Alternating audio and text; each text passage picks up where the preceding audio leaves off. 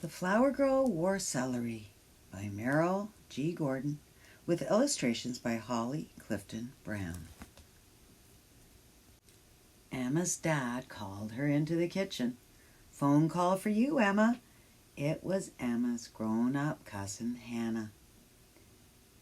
"Alex and I are getting married this summer. Will you be the flower girl at our wedding, Emma?" Emma loved Hannah, so she said, "Okay." And then she thought for a moment, "But Hannah, what's a flower girl?" And she imagined herself dressed up as a flower. Hannah laughed. "A flower girl walks down the wedding aisle and scatters flowers on the floor, and she wears a fancy party dress. Can you do that?" Emma said, "Yes." "You'll be great, Emma." "Thanks," said Hannah. The next day, Emma's father said, "There will be a ring bearer named Jacob at the wedding. He'll carry the wedding rings." Emma thought for a moment. She imagined a gigantic bear holding rings in his paws. "Is he very big?" she asked. "No," her father laughed. "Jacob is your age and just your size. Maybe you'll dance together at the wedding." Emma loved to dance. She closed her eyes and imagined dancing with a bear just her size.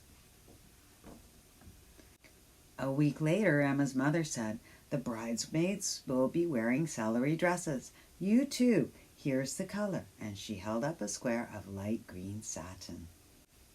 "Will the ring bearer wear celery too?" Emma asked. "No," said her mother. "He'll wear a black tuxedo." Emma imagined herself in a light green dress decorated with stalks of celery, dancing with a little bear just her size, dressed in a tuxedo. She imagined her cousin Hannah in a beautiful white wedding dress, dancing with who? She didn't remember Alex. Summer arrived. Emma's flower girl dress came in the mail. Emma watched as her mother unpacked the light green dress. Emma's eyes opened wide. "But where's the celery?" she demanded. "What celery?" her mother asked. "You said the dress would be celery. Where's the celery?" Emma began to cry. "Don't cry, Emma," said her mother. "I didn't know you expected the dress to have celery on it. Celery is the name of this light green color." "Oh," whispered Emma. "I don't like celery anyway. I like it better this way." On the day of the wedding, Emma put on her celery dress and went to the synagogue with her family. Hannah's mother, Aunt Judy, ran to greet them. "My, Emma, you look beautiful," exclaimed Aunt Judy. "Come and meet Jacob." Emma's heart beat faster. She was going to see the ring bearer now. Aunt Judy took Emma's hand and brought her over to a little boy just her size, dressed in a tuxedo. "Emma, this is Jacob. Jacob, this is Emma. You two will walk down the aisle together."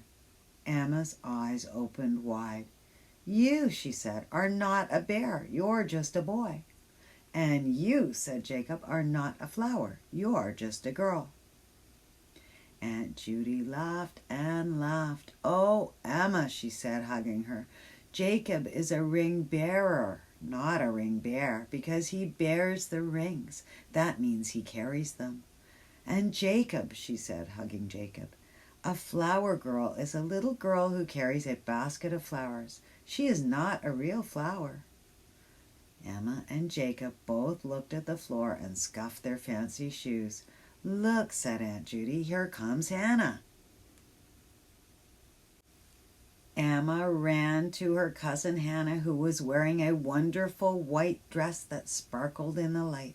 "How's my favorite little cousin?" asked Hannah, picking Emma up and swinging her around.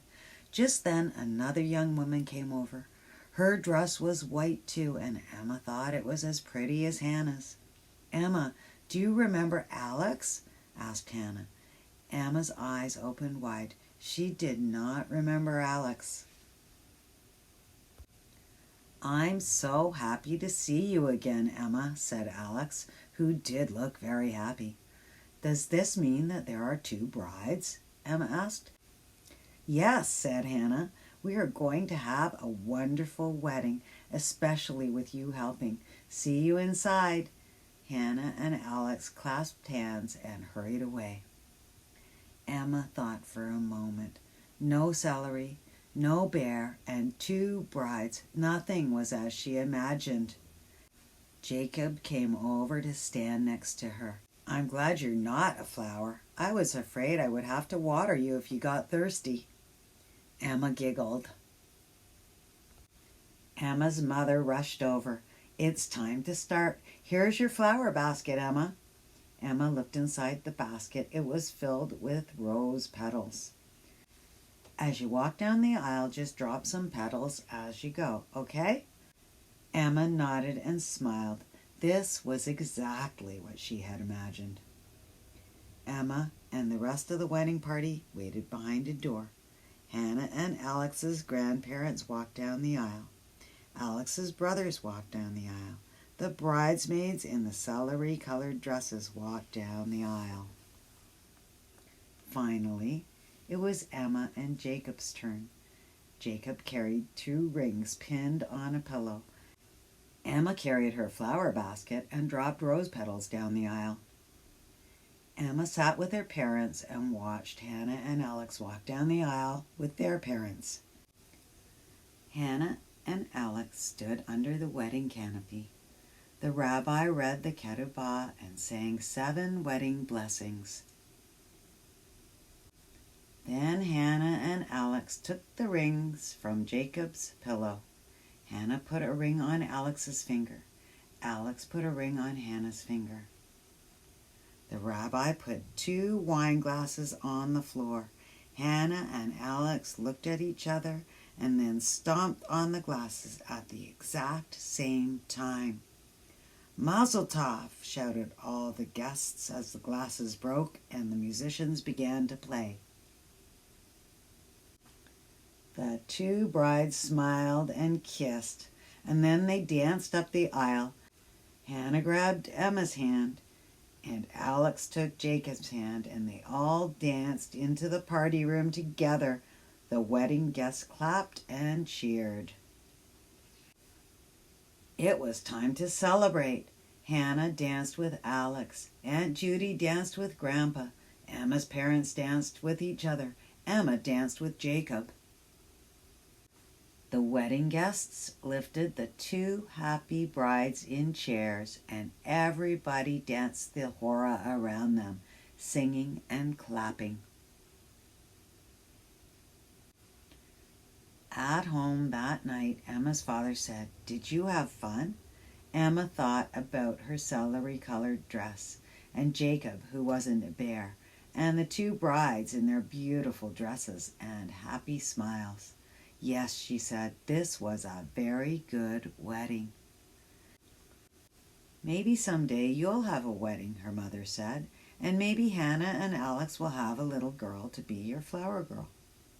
Or maybe a little boy to be my ring bearer," said Emma.